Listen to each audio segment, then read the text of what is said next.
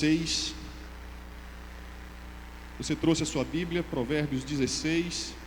Provérbios é fácil de chegar, você abre a Bíblia mais ou menos no meio, você deve abrir em Salmos, aí você vai um pouquinho para frente, você chega em Provérbios. Provérbios 16, nós vamos ler os versículos 23 e 24. E a palavra de Deus diz assim: o coração do sábio ensina a sua boca, e os seus lábios promovem a instrução. As palavras agradáveis são como um favo de mel, são doces para a alma e trazem cura para os ossos. Essas são palavras do Senhor. Damos graças a Deus. Amém. Gente, eu quero ter o privilégio de apresentar a vocês, para aqueles que não conhecem, nosso irmão William Douglas está nos visitando nesse final de semana. Estava no Summit, foi o preletor presencial do Summit, e o William tem uma caminhada já conosco desde o ano passado no Summit também, e através da Rede Inspire. E a gente tinha uma dívida, quer dizer, ele tinha uma dívida, né, de uma cobrança minha, que era que ele pudesse pregar aqui, estar conosco no culto. Ele aproveitou a vinda ao Summit e está conosco aqui hoje. William Douglas é o Dr. William Douglas, juiz federal de Niterói.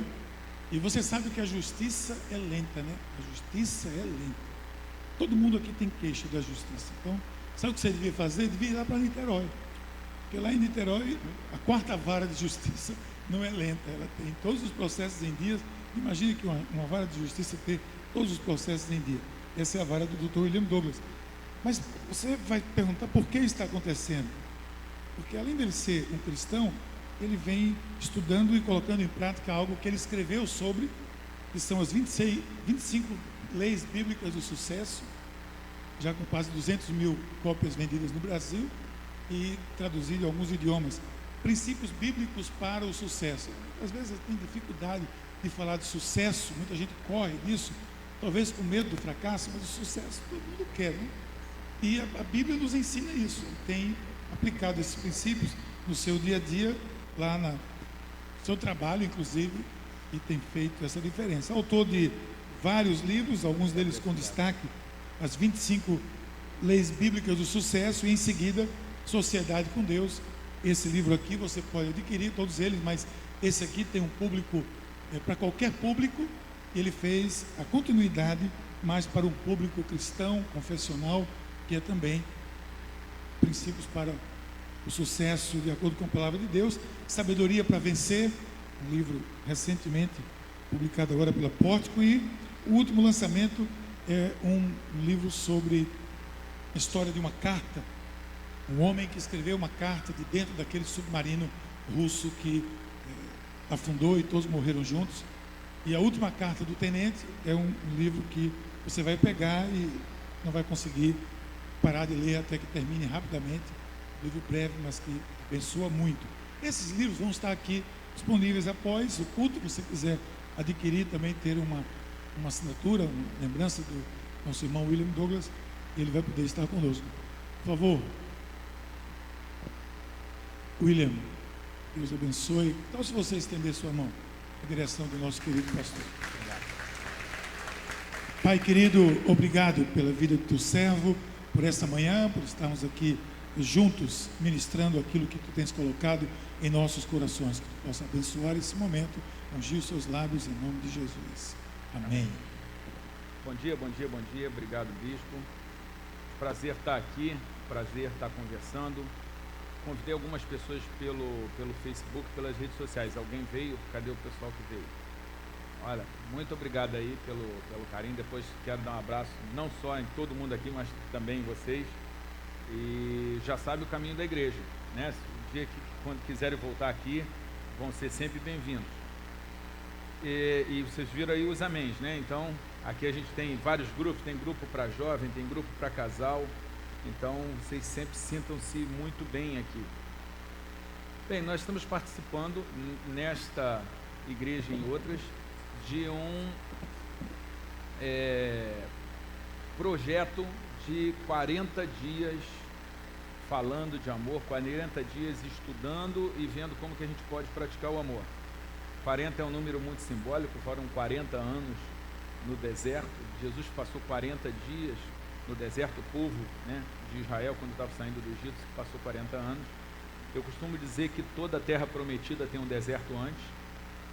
Todo mundo que quer melhorar vai ter que passar por um deserto antes, mas depois fica melhor. A gente sempre é tentado a ficar na comodidade do Egito, ao invés de ir para o deserto, onde fica mais difícil, mas em compensação depois fica melhor.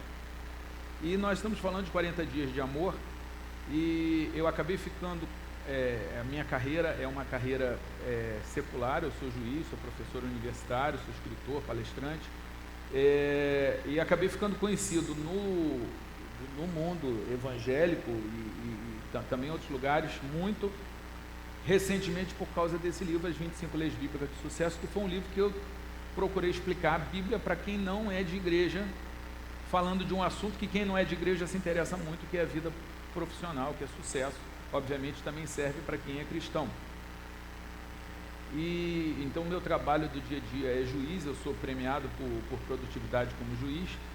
Agora, em defesa da justiça, eu quero dizer que a justiça de Deus também é lenta. Só que no caso da justiça humana, é ruim que seja lenta, porque isso facilita a vida dos corruptos, dos malandros, dos desonestos. Então devia ser mais rápida. Eu trabalho por isso, eu e a minha equipe, e a gente tem tido bons resultados. Mas o fato da justiça de Deus ser lenta é ótimo para a gente, porque dá tempo da gente se consertar. Dá tempo da gente pedir perdão a Deus e da gente se emendar e da gente crescer. Você vê que Deus raramente sai batendo no primeiro crime. Você vê que o faraó teve 10 oportunidades. Ao longo de toda a Bíblia você vê que Deus vai dando muitas oportunidades, e o fato de você estar aqui, eu não tenho dúvida que é uma oportunidade ou de crescimento, você que já está envolvido com Deus, ou de, se você está pisando na bola, se você está errando, você está fazendo algo que você mesmo sabe que você não devia fazer, algo que você mesmo sabe que é ruim para você, algo que você sabe que você deve parar, se ainda não foi descoberto, é porque Deus também é lento na sua justiça. Mas na justiça brasileira, a lentidão é por causa da ineficiência. Na justiça divina, a lentidão é por causa do amor dele pelas oportunidades que ele está querendo dar para você melhorar. Nesse livro, As 25 Leis Bíblicas de Sucesso, que se você quiser conversar sobre isso, você não precisa comprar o livro, existe uma palestra gratuita na internet sobre isso, tá? No meu site, williamdouglas.com.br/Cordesias, tem uma palestra inteiramente gratuita lá sobre todos esses livros que estão aqui. Se você falar assim, não quero comprar o livro, mas quero ter acesso ao conhecimento, vai nesse link e você vai ter as palestras ali gratuitamente, os textos para você pesquisar. E uma das leis bíblicas do sucesso, uma das mais importantes, é justamente a lei do amor. E amor é um tema que as pessoas hoje na sociedade acham que é brega. Acham que te torna frágil, que te torna fraco. Acham que o amor é uma fonte de fraqueza. E se você estudar a Bíblia, você vai ver que o amor é uma fonte de força. Mas se você estudar a história, você também vai ter que reconhecer que o amor é uma fonte de força. Quem diria que Gandhi conseguiria vencer o exército inglês sem dar um tiro? Ele usou a lei do amor. Ele usou a lei da não violência. Ele disse que ele se inspirou nas palavras de Jesus Cristo. Aliás, ele é sempre um alerta para nós cristãos, porque ele diz: eu amo o vosso Cristo, mas não amo o vosso cristianismo. O que ele estava dizendo? Olha, Cristo é muito maior do que vocês estão fazendo, vocês estão devendo para Cristo. Eu amo Cristo, mas não amo o vosso cristianismo. E parte disso é porque ele era oprimido, ele e o seu povo, por um povo que se apresenta como cristão. O maior desserviço ao evangelho é quando o cristão deixa de se comportar como tal. Pois bem, essa mesma lei do amor fez Martin Luther King, sendo mordido por cachorro, perseguido pela polícia, preso, comandar o fim da segregação racial nos Estados Unidos. e Mandela evitar um banho de sangue, ele e o bispo Desmond Tutu evitarem um banho de sangue na África do Sul. E se a gente vai para o ramo dos negócios, nós temos vários livros mostrando que aqueles capitalistas, alguns são capitalistas, só querem saber de lucro. Isso não é bíblico, porque a Bíblia não critica o lucro, mas critica o lucro exagerado. Está bem claro que o lucro exagerado é defraudação. Os capitalistas, os empresários, aqueles que estudam esse mundo, já concluíram que quando o cliente gosta, ele volta. E quando que o cliente gosta? Quando ele é amado, quando ele é bem tratado. E você sabe disso porque você vai a alguns lugares, às vezes até mais caro do que outros, porque lá você é bem tratado. Eu já vi uma moça dizendo para mim assim, não, eu compro calça em tal lugar, embora é caro, mas lá me tratam bem. Gente, o amor vale dinheiro. E na minha carreira particular, que é uma carreira jurídica e acadêmica, o amor fez muita diferença. Eu sou conhecido como guru dos concursos e sou conhecido, o primeiro guru evangélico de que se tem notícia.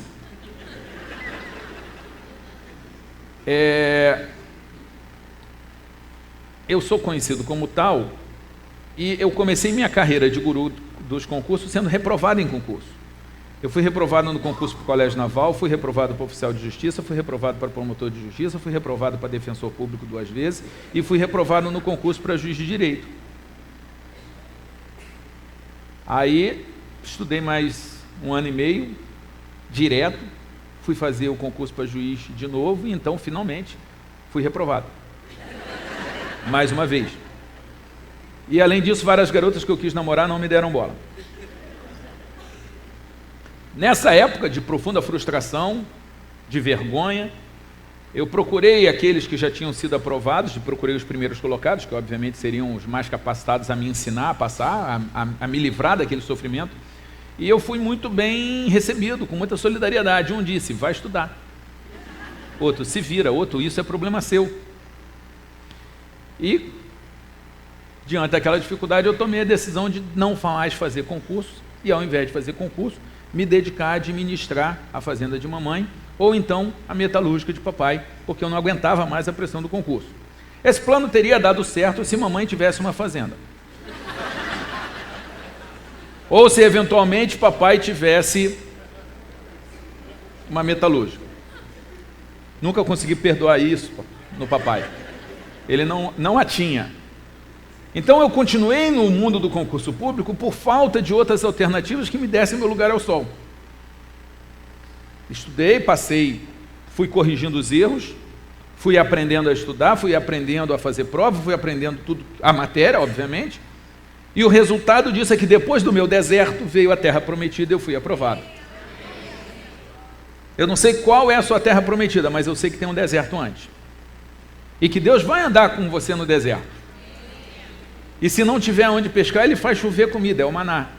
Mas se tiver onde pescar, Ele manda você pescar. Ele também não vai te dar uma moleza completa, porque Ele quer que você se torne adulto, emocional, intelectualmente, psicologicamente.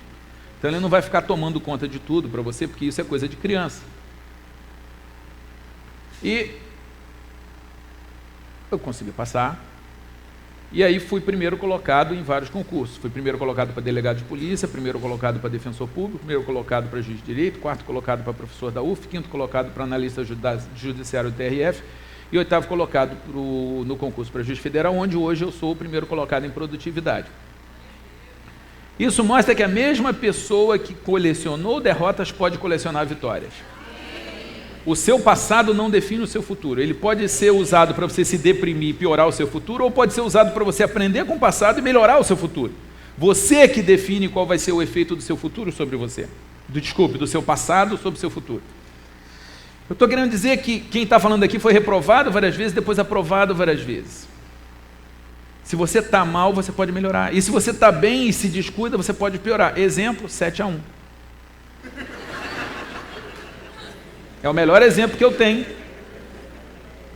de quando você acha que você não precisa mais treinar, porque você, afinal de contas, é pentacampeão. Essa é uma lição. Outra coisa que aconteceu quando eu passei é que o número de garotas que me achavam bonito aumentou. De uma forma assustadora. Então, para você que se sente feio,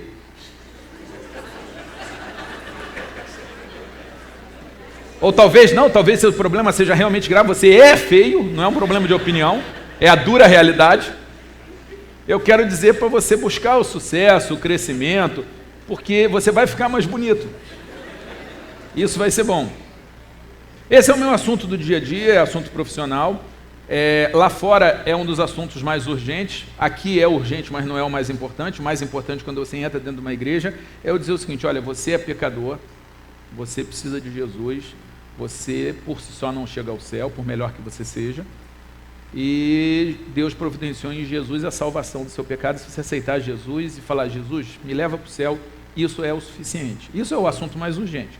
Mas depois que a gente chega no hospital e curam a emergência, vão olhar o resto. E aí o resto faz parte da sua vida cristã. E aí o amor ajuda nisso. E quando eu falo de amor, eu quero dizer que ao passar, além de eu ter ficado mais bonito, ter dinheiro para pagar as minhas contas, de parar de ir à pizzaria, que era o restaurante mais barato que cabia na minha mesada, e lá tinha que comer a pizza de mussarela, porque eu não tinha orçamento para comer a portuguesa, que é a minha predileta. Você vê como a situação era grave. A vida melhorou muito, e uma das coisas que aconteceu é que eu tive meus 15 minutos de fama. Porque eu fui primeiro colocado, apareci no jornal, apareci na lista de aprovados. A Bíblia diz, em Provérbios 22, 29, que aquele que é hábil, que é perito no que faz, será colocado entre os reis, no topo. Isso aconteceu comigo, a minha área concurso, eu fiquei perito nisso, fui colocado no topo, não fiquei entre os de posição inferior. Ou seja, mais uma vez a Bíblia comprovou que ela é atualíssima e que ela traz respostas para as coisas que a gente precisa.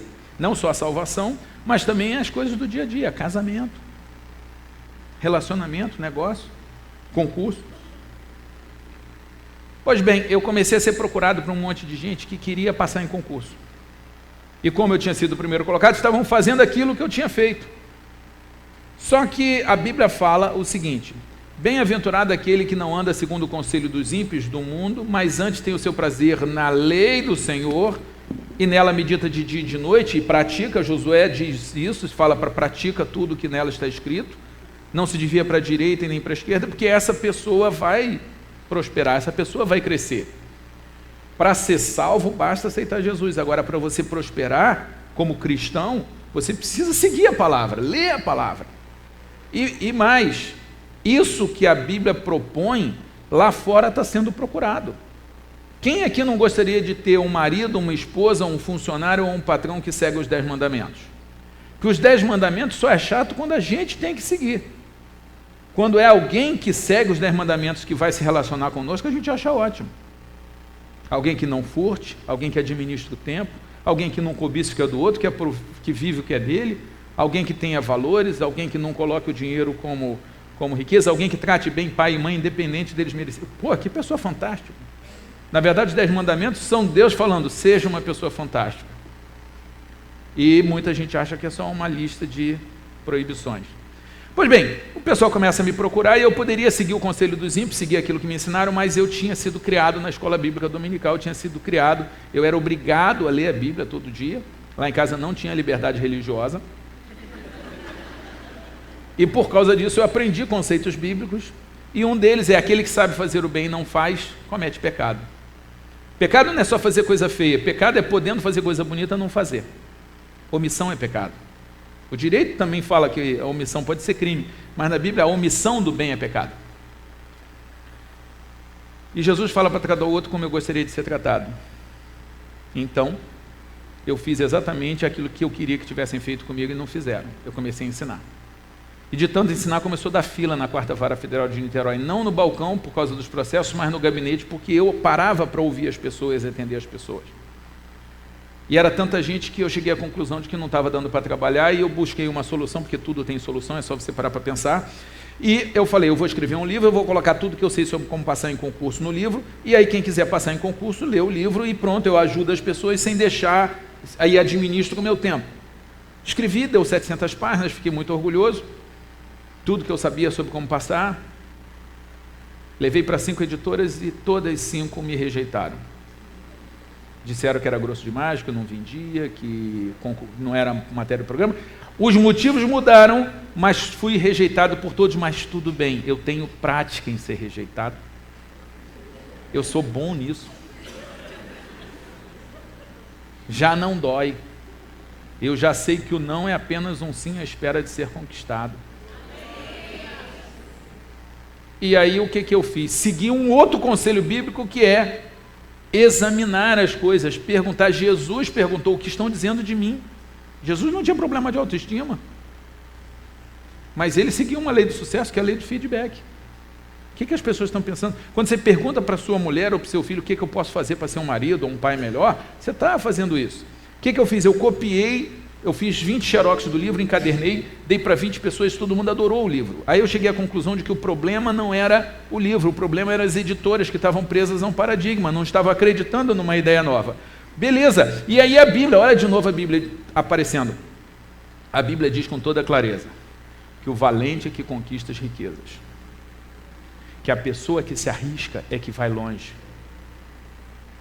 A Bíblia diz que aquele que corta lenha se arrisca, e aquele que quebra pedras se fere. Mas a Bíblia também diz que Deus gosta de churrasco. No Velho Testamento todo há descrições de vários churrascos. E para você fazer um bom churrasco, você precisa de pedra empilhada e precisa de madeira cortada. E tem gente que fala, eu não quero me ferir, eu não quero me arriscar, eu não quero ouvir não, e eu não vou fazer nada. E tem gente que fala, ok, eu vou me ferir, eu vou me machucar, eu vou passar pelo deserto, mas eu quero fazer coisas legais. E são essas pessoas que conquistam. E eu vim aqui para dizer que você pode mudar a sua história, você pode melhorar a sua história, aquele sonho que foi perdido pode ser retomado, e tudo isso vai acontecer a hora que você introjetar esses conceitos, que são conceitos bíblicos, são leis. O interessante da lei é que você pode desconhecer ou discordar e ela continua sendo aplicada. A lei humana, com um bom advogado, às vezes você se livra, mas não as leis da natureza. Você pode discordar da lei da gravidade, sobe num prédio e fala, eu não concordo com a lei da gravidade, e pula. E você vai se machucar lá embaixo. As leis que estão nesse livro, você pode não concordar, você pode não acreditar, você pode dizer que é historinha, mas elas vão continuar se aplicando, assim como a da gravidade. E o que eu fiz? Eu quero ajudar pessoas, eu já testei, a coisa é boa, ninguém quer fazer. Quer saber? Eu vou criar minha editora, eu vou apresentar meu livro para mim, aí eu publico meu livro. Foi o que eu fiz, criei minha editora, apresentei meu livro para mim, fiquei na dúvida. Mas acabei publicando meu livro. Esse livro é o livro que não ia vender. Já vendeu 200 mil exemplares. Foi feito com base em princípios bíblicos, embora não seja um livro eclesiástico, nem religioso, nem de fé, mas foi feito por causa da prática de princípios bíblicos. Já me levou 2 vezes ao Jô, 3 vezes ao Fantástico, a todos os estados do país, ao exterior. Eu virei o guru dos concursos, eu moro num apartamento de frente para a praia lá em Niterói, que eu comprei com o dinheiro que eu ganhei com esse livro. Talvez você diga, William, então você mora em cima desse livro? Não, eu moro em cima desse livro aqui. Esse é o livro que eu moro. E esse é o livro aonde você pode construir a sua casa, o seu casamento, a sua empresa, a sua história. E Jesus diz claramente que quem ouve, e vocês estão ouvindo as palavras dele e põe em prática, está construindo a sua casa, mas sobre a rocha. Não se preocupem.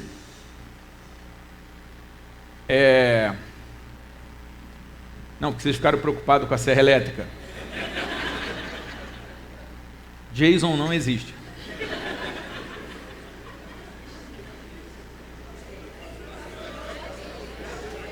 Hã?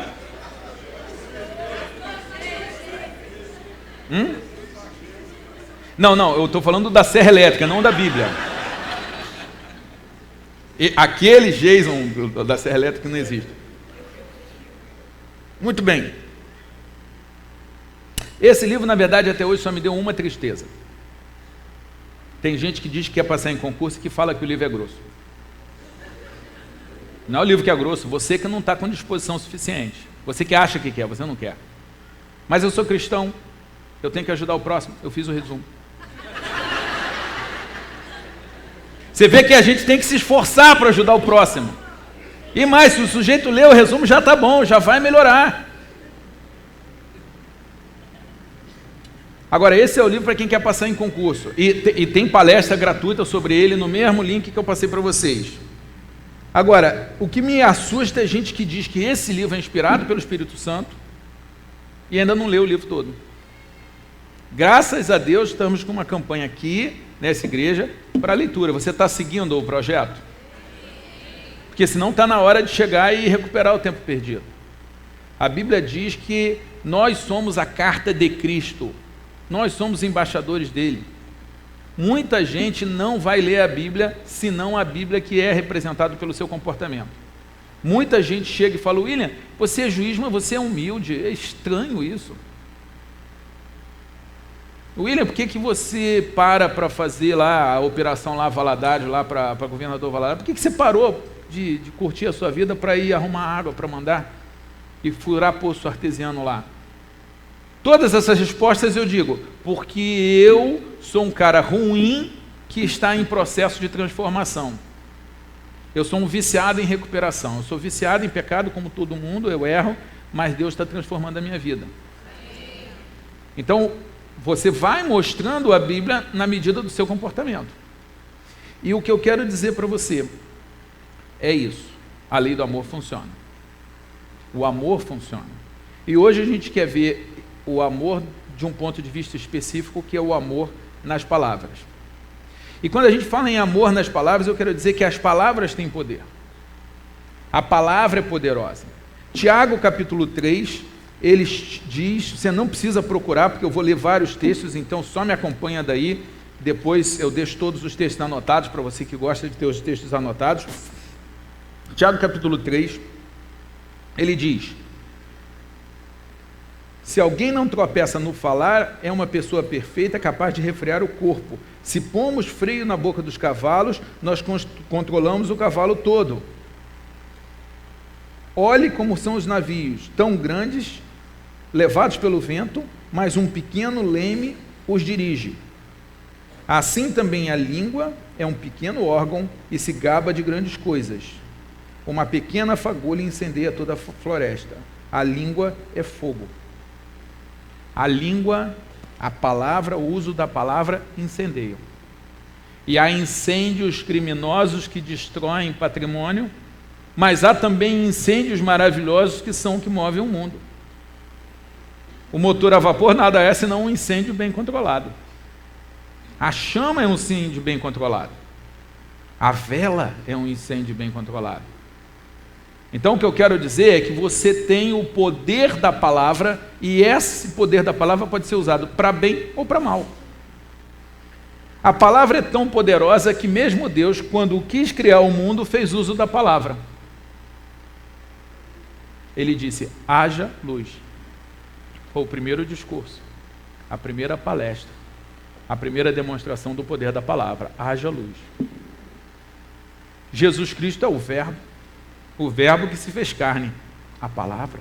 O Espírito Santo intercede por nós com gemidos inexprimíveis. Nós não alcançamos o que são, nós não sabemos o que significam, mas a palavra está lá, o som está lá.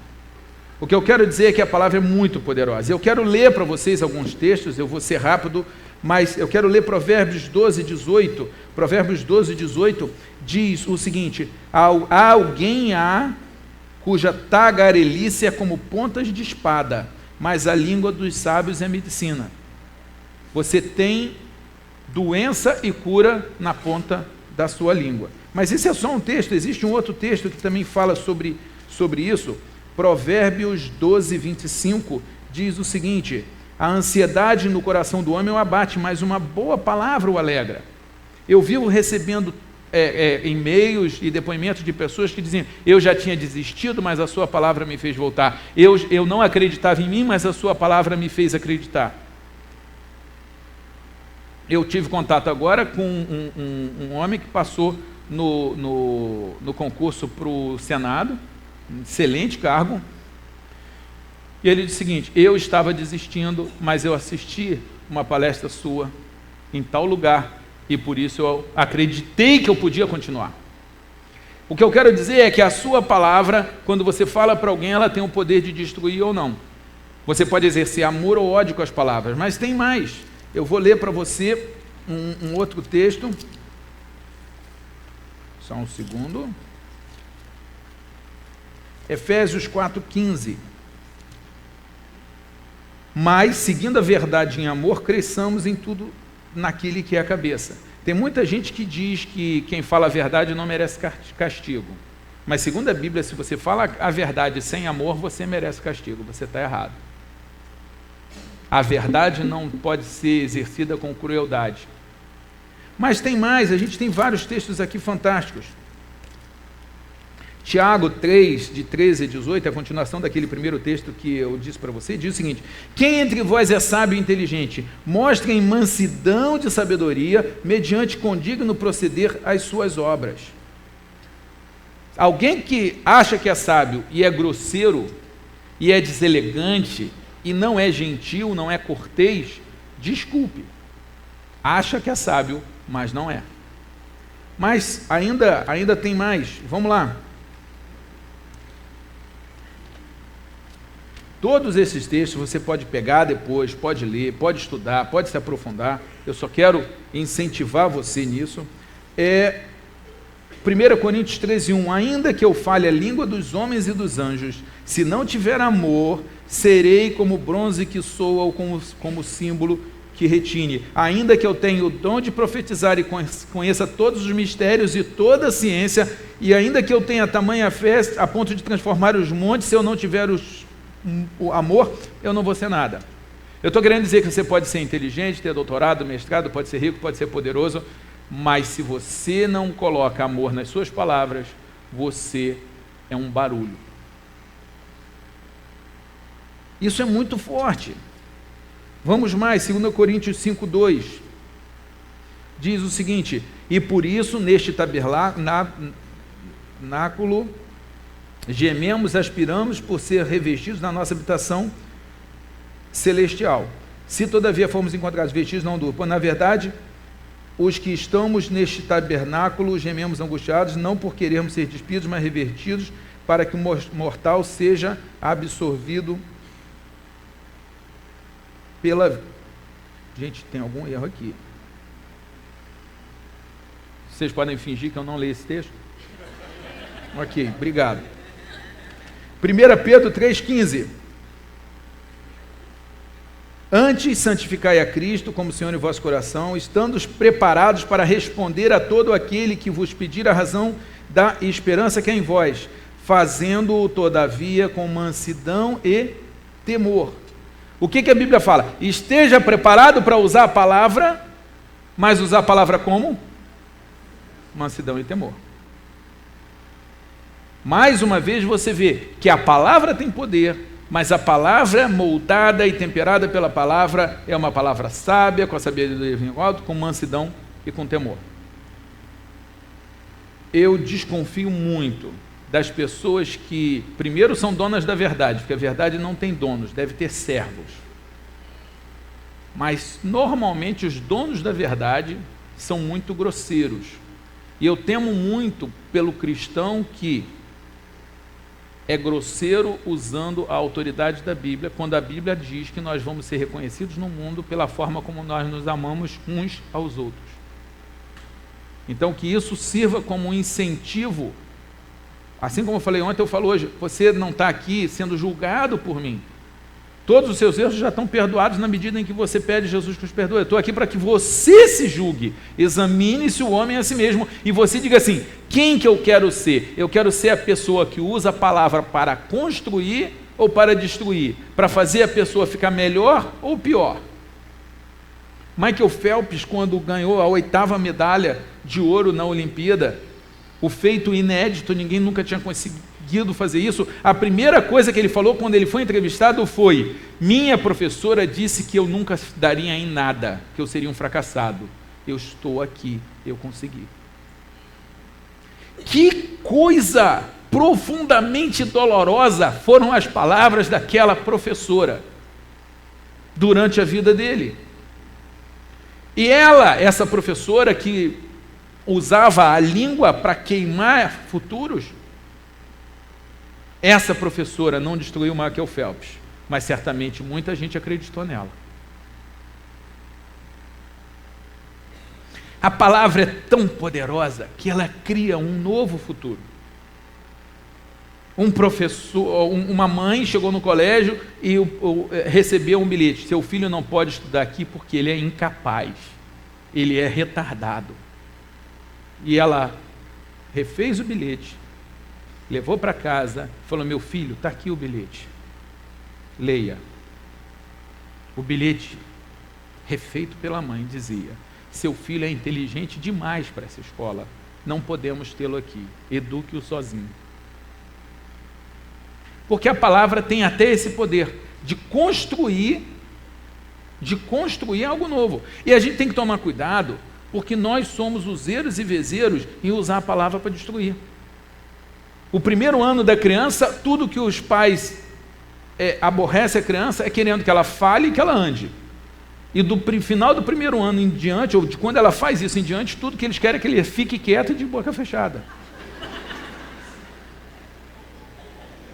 Você tem 19 anos com a coisa errada e 1 ano com a coisa certa. E o problema é quando você faz isso. Quantas pessoas aqui já se ofenderam? Não, eu sou burro, não, eu sou incapaz, não, eu não presto. Você já se ofendeu? Já. Isso é bullying, gente. Você não devia fazer. Mas muitos aqui foram ofendidos pelos pais. E acreditaram nisso, porque se a palavra tem poder, a palavra de quem tem autoridade tem mais poder ainda. Muita gente chega e fala: não, William, se você está dizendo que eu posso passar, eu acredito, porque você entende disso. E várias vezes a pessoa diz: olha, meu pai disse que eu não vou dar em nada. E eu chego para ele e falo assim: o seu pai entende de concurso? Não, eu entendo, eu sei que você pode passar. Mas a gente precisa de mais gente dizendo a coisa certa. Vamos continuar lendo.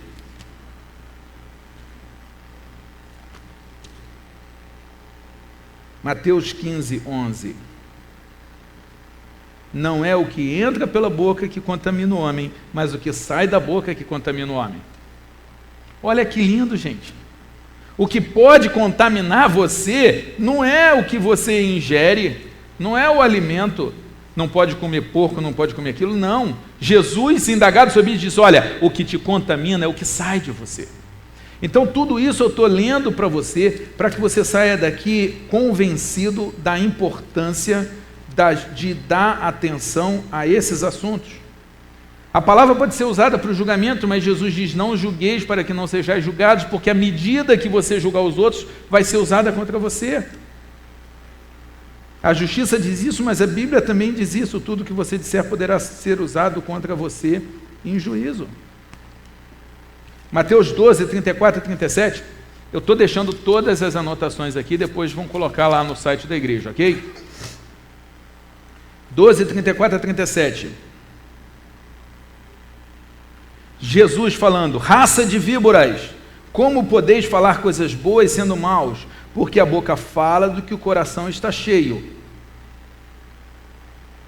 Digo-vos que toda palavra frívola que proferirem os homens, dela darão contas no dia do juízo, porque pelas tuas palavras serás justificado e pelas tuas palavras serás condenado. Pela tua palavra serás justificado. Senhor, eu reconheço que eu não sou perfeito. Eu preciso, diante da sua perfeição, por melhor que eu seja, do teu perdão. Me perdoa, eu vou ser justificado pelo uso da palavra. Mas a palavra também me condena quando eu uso a palavra para o mal. E eu tenho certeza que ao final dessa nossa conversa você já está tão preocupado com o uso da palavra que você já está pensando em fazer voto de silêncio. Alguém sentiu essa tentação? E se você sentir essa tentação, Você depois lê o livro do Henry Nouwen, um padre que no livro O Caminho do Coração, a espiritualidade dos padres e madres do deserto. Esse Henry Nouwen, ele é fantástico, ele era professor de Yale, de Notre Dame, e ele teve uma crise e ele foi para um lugar e colocaram ele, a arca, colocaram ele para cuidar de um rapaz deficiente mental, e a deficiência era tão severa que o garoto não entendia nada. E ele estava revoltado, porque ele disse: eu sou um professor universitário, eu sou laureado, eu sou autor de vários livros, e me colocaram com alguém aonde a minha palavra, o meu intelecto, tudo que eu sei, tudo que eu estudei, não tem poder algum. O único poder que eu tenho é ajudá-lo. E ele diz que depois ele compreendeu que ele aprendeu muito com esse rapaz, de nome Adam, porque foi o rapaz que ensinou que o mais importante é o amor, mesmo que sem argumento, mesmo que sem palavra. O que eu quero dizer é que esse Henry Nouwen, escrevendo sobre silêncio, ele disse: o silêncio é uma disciplina indispensável à vida espiritual.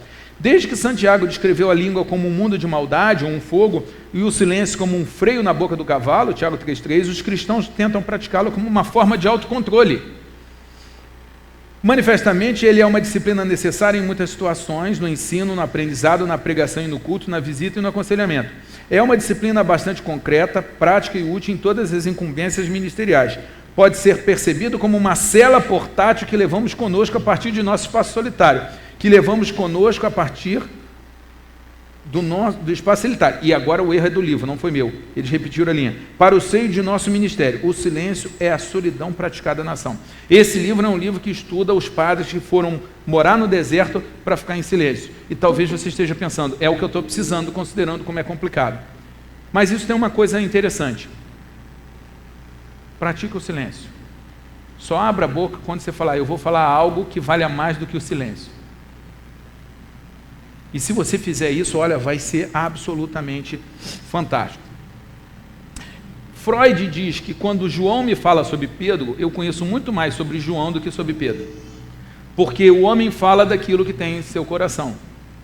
Quando alguém está falando mal de alguém para você, você pode ter certeza. Essa pessoa, ela vê muito mais o mal do que o bem. E ela é fofoqueira. E ela vai falar mal de você para os outros. E ela está revelando muito mais a natureza dela do que a natureza de quem ela está falando. E eu estou falando isso para você que fala mal dos outros, você perceber que quando você fala mal dos outros, você está falando muito mais mal de você mesmo. Você está fazendo a autofofoca. Nas entrelinhas da fofoca existe, não é nem fofoca, você está dizendo diretamente: eu gasto o meu tempo para destruir. A proteção contra a fofoca é muito simples. Você só vai contar alguma coisa depois de passar pelos 3 filtros. Isso é verdade? Uma das coisas mais arriscadas hoje é você copiar alguma coisa na internet, porque as pessoas copiam sem saber se é verdade. Copiam um monte de coisa que é fake. Mas as pessoas fazem isso fora da internet também. 1, é verdade. 2, é útil. Porque tem coisa que é até verdade, mas não é útil, não melhora a vida de ninguém. E 3, é amoroso, é gentil. Você gostaria que alguém contasse isso se fosse você? Se você estivesse na posição daquela pessoa, você gostaria que alguém saísse contando? Se você tiver a capacidade de criar esses filtros na sua fala, vai ser fantástico. O que eu quero falar mais sobre isso? As palavras podem ser negativas quando são julgamento, murmuração, inveja, mentira, maledicência e fofoca. Uma das outras leis de sucesso é a lei da alegria, que diz para a gente fazer tudo sem murmuração e contenda. A gente está falando da lei do amor em palavras, aplicando-se no mundo, para Deus, para a igreja e para o mundo. Quando você consegue usar a palavra com Deus, quando você murmura, já me disseram uma coisa que eu acho que está certo: murmuração e lamento é louvor para o diabo. Louvor para Deus não importa o que está acontecendo, eu vou mencionar o meu Deus. Nada vai me afastar do meu Deus.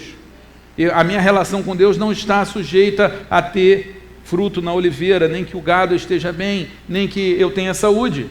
Isso é louvor. Agora, a pessoa que vive reclamando, gente, isso é louvor para o diabo. Em tudo dai graças é uma coisa, em tudo reclamar é outra. Está em aos heréticos, aos desviados. Quem aqui confessa, a Bíblia fala para a gente confessar os nossos pecados, que reclama demais? Levanta a mão. Quem sabe hoje você não vai sair daqui e falar: Senhor, eu vou começar a parar de dar louvor ao diabo. Quem é que conhece alguém que vive reclamando de tudo e fala: não, é insuportável estar do lado dessa pessoa? Você conhece, só que às vezes o insuportável é você. Mas que bom que você veio aqui, porque você vai sair daqui melhor.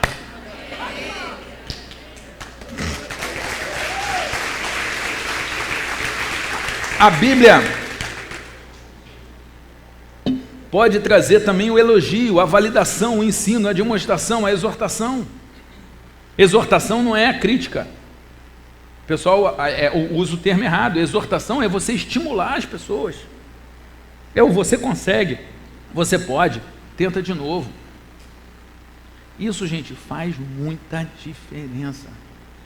Você sabe a diferença que é. O elogio do homem para a mulher, ela é muito ligada no que ela ouve. Você precisa chegar para sua mulher e elogiar a sua mulher. Homem, o ego do homem é a coisa mais frágil que tem. Quando você, mulher, desfaz do seu marido, você está diminuindo a quantidade de marido que você tem, porque você vai conseguir fazer ele se sentir menor. E é isso que você quer? Porque tem mulher que chama um homem de burro, de incompetente, fala um monte de coisa do homem. Isso só vai fazer com que ele diminua. Teve uma mulher que estava reclamando do marido com o pastor na sessão de aconselhamento, e o pastor sempre ia com a esposa na sessão de aconselhamento. Alguns pastores fazem isso, é uma providência interessante. E ela estava falando tão mal do marido que a esposa do pastor falou: minha irmã, você está pegando muito pesado com seu marido. Aí ela virou e falou assim: se eu tivesse um marido igual o da senhora, eu não reclamaria tanto. E essa esposa de pastor falou: se você fizesse pelo seu marido o que eu faço pelo meu, você teria um marido diferente. Homens que tratam bem as esposas criam princesas. Homens que tratam mal cria bruxa.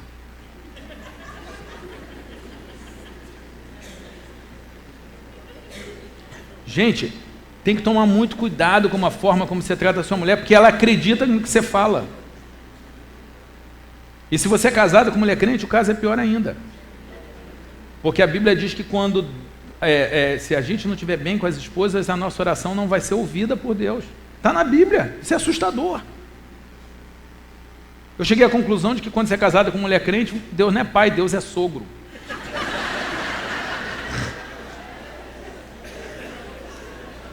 Arruma a confusão com a filha dele para ver o problema que você arruma. Como se o problema com a esposa já não fosse um problema grande o suficiente. Senhores, eu quero te dar as notícias seguintes. Sempre que você receber a palavra, você tem que passar essa palavra, que é poderosa, que é perigosa, que constrói ou destrói, por alguns filtros. Isso que essa pessoa está falando é verdade? Isso que essa pessoa está falando é útil? Isso que essa pessoa está falando vai me fazer bem? Porque existe uma coisa chamada política do tá. Quando a pessoa começa a falar besteira, coisa ruim, você tá. Entra por um ouvido e sai pelo outro. Exemplo bíblico, isso é bíblico, é teologia bíblica. O Davi, quando estava indo lá enfrentar o Golias, o que ele fez? O irmão começou a dizer que ele era arrogante, que ele era isso, e ele falou assim: não, o que eu fiz? Eu estou aqui. E ele saiu. Ele não discutiu com o irmão não podia dar nada para ele foi conversar com o rei. Quando alguém falar mal de você não tem que falar com essa pessoa, você tem que falar com o rei. Veja bem, tem gente que fala assim, eu não gosto de crítica destrutiva, eu só gosto de crítica construtiva. Gente, eu amo crítica destrutiva. Sabe por quê? Porque a crítica construtiva, quem faz é seu amigo. E aí ele doura a pílula. Ele não fala a verdade, ele amacia tanto que às vezes você nem percebe que você não está agradando. Já o seu inimigo, o cara que faz crítica destrutiva, ele bota o dedo na ferida. Ele é que te dá a informação boa mesmo para você analisar se é verdade ou não, se você tem que mudar ou não. O que é construtivo ou destrutivo não é a crítica, não é a atitude do outro, isso é outro problema. O que vai ser construtivo ou destrutivo é a sua atitude quando você ouve uma crítica que, não, isso é crítica destrutiva, eu não ouço. Peraí, se for verdade você tem que ouvir, porque pode ser destrutiva na alma de quem está querendo te destruir, mas para você vai ser construtiva porque você vai pegar aquilo ali e transformar. Bem, vamos lá. Existe uma coisa chamada programação neurolinguística, e essa coisa chamada programação neurolinguística fala muito sobre o uso da palavra. Tem as pressuposições da programação neurolinguística, e algumas servem para quem está ouvindo os outros. Uma delas é, não há substituto para canais sensoriais limpos e abertos. Você tem que prestar atenção na outra pessoa, tem que prestar atenção no estudo. Já fizeram, a pessoa fez um teste, ela chegou numa festa, e ao invés de falar boa noite, como vai você, ela falava assim, eu acabei de matar uma pessoa. Pode fazer o teste. Vai demorar muito alguém falar, hã? Acabei de matar uma pessoa. Boa noite também, tudo bem? Porque as pessoas não ouvem mais a outra. Todo mundo quer ser ouvido, mas ninguém quer ouvir. Eu estou falando uma realidade para você, sim ou não? Gente, quando a gente fala de amor em palavras não é só a palavra que você profere. Amor em palavras é a palavra que você ouve. Captaram isso? Eu descobri isso uma vez que eu saí com uma menina, queria namorar com ela, consegui chegar na casa dela, e ela começou a conversar comigo. E ela falava, ela tinha problema com os pais, com os irmãos, ela tinha problema com os avós, ela tinha problema com o passado dela, mas também tinha com o futuro. E ela não estava satisfeita com o presente. E ela estava me contando tudo isso. E ela falava, essa mulher não respirava. Depois de 3 horas falando sem respirar, aquela mulher finalmente... ela respirou, eu falei, olha, eu tenho um compromisso, eu tenho que ir embora. Aí essa moça me leva até a porta, me olha nos olhos com uma profundidade meiga e serena e fala assim, William, você tem um papo tão legal.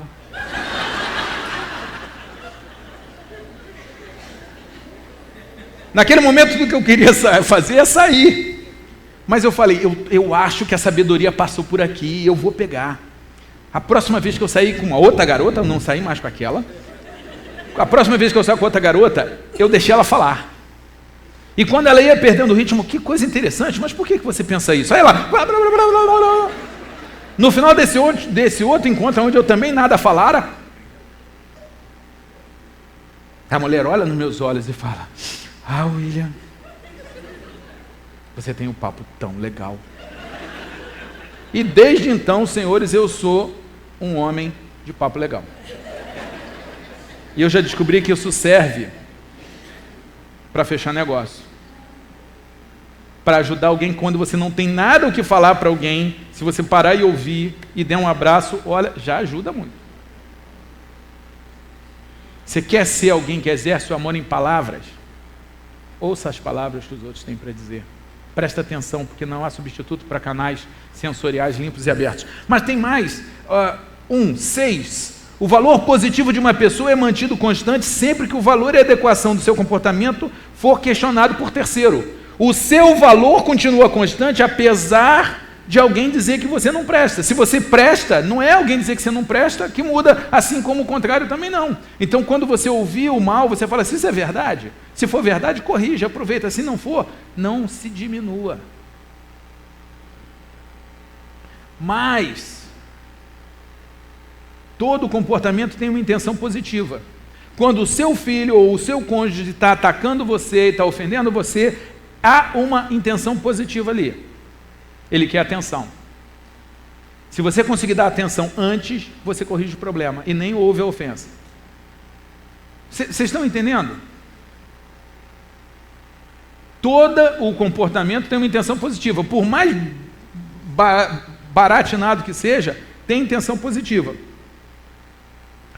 Mas eu quero, quando você for falar, eu quero que você ouça o seguinte: resistência é um comentário sobre a inflexibilidade do comunicador. Se você não está conseguindo o resultado que você quer, a culpa é sua. Quando o aluno não aprende, a culpa é do professor. Ah, essa turma é péssima. Não, você é péssimo. O significado de sua comunicação é a resposta que você obtém independente da sua intenção. Se você não aprender a falar com os outros, você vai ser uma pessoa que não vai ter sucesso. E a Bíblia fala o tempo todo sobre oratória, sobre como falar. Mas vamos lá. Provérbios 21, 23. Quem é cuidadoso no que fala, evita muito sofrimento. Quem é cuidadoso no que fala, evita muito sofrimento. Para o outro e para você. Vocês conhecem aquela pessoa que no meio da discussão sempre quer falar a última coisa? A última frase tem que ser dela, senão ela não ganhou a discussão? Você conhece essa pessoa? É você? Quer fazer uma coisa? Começa a sacrificar ao Senhor. Você fala: Senhor, eu vou entregar no teu altar a última frase. Se você entregar para o Senhor a última frase, meu amor, você já concordou comigo, eu não preciso nem concluir. Entrega para o Senhor a última frase. É melhor ser feliz do que estar certo. É melhor ser feliz do que estar certo. Ouça mais e fale menos. Mas veja, tudo isso que eu estou falando aqui é para incentivar você a pegar todos esses versículos, fazer um estudo, pegar livro de oratória, livro de comunicação, tem vários. Se você assistiu os vídeos do Darrell com a Márcia, como que eles falam sobre comunicação, sobre oratória? Ou você fala, ou você fala. Se você não falar, alguém vai falar por você. Ou você consegue transmitir a sua mensagem, ou então você não vai ser compreendido. Ou você consegue aprender a ouvir os outros, ou você não vai saber o que eles precisam.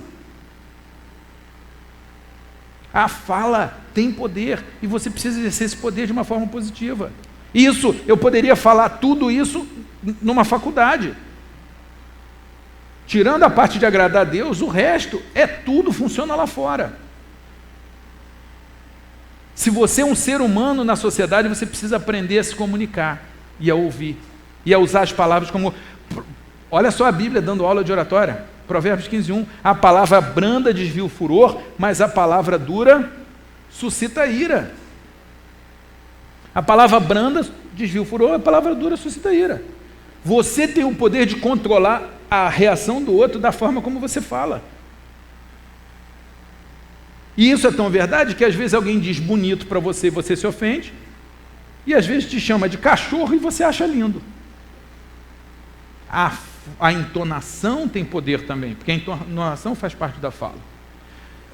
Meu tempo já terminou. Eu tenho problemas com a fala, porque eu falo demais. Eu estou em tratamento. Porque afinal de contas, se eu conseguir controlar a minha língua de uma forma plena, eu vou conseguir controlar todo o corpo, toda a história. E o que eu quero deixar para você é: saia daqui com o propósito de ler mais a Bíblia e praticar no dia a dia. E saia daqui com o propósito de dizer assim: eu vou aprender a usar esse negócio tão poderoso que é o poder da palavra. E aí eu quero terminar lendo 2 textos. 1 João 2:1 diz: filhinhos meus, estas coisas vos escrevo para que não pequeis, mas se alguém pecar, temos advogado junto ao Pai, Jesus Cristo, o justo. Advogado é o cara da palavra, é o homem do conhecimento. Se você, o seu filho, alguém que você gosta matasse alguém, você procuraria o melhor advogado do país para tentar tirá-lo da cadeia. Eu quero dizer que perante o tribunal de Deus, você tem o melhor advogado do universo como seu advogado. E ele trabalha pela Defensoria Pública.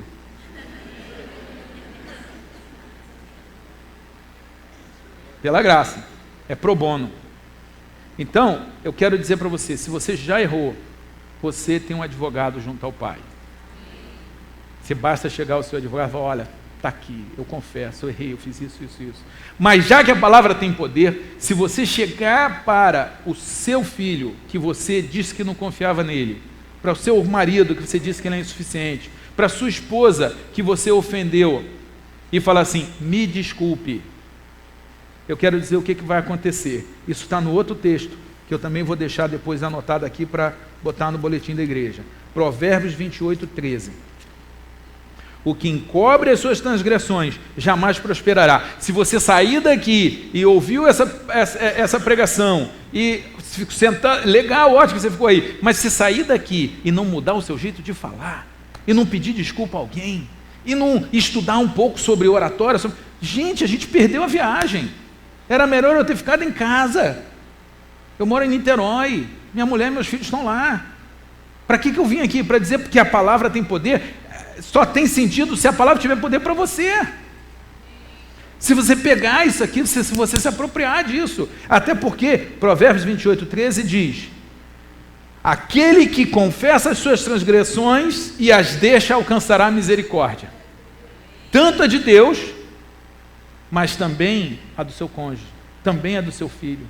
Filho, me desculpe se eu te joguei alguma palavra. Você pode consertar muita coisa ainda. Provérbios 28 diz que se você aprende com a admoestação, que é o que eu estou fazendo aqui, você é sábio e você cresce. E se você se fecha, você é tolo, porque você está perdendo uma oportunidade. Essa conversa é só o começo da conversa.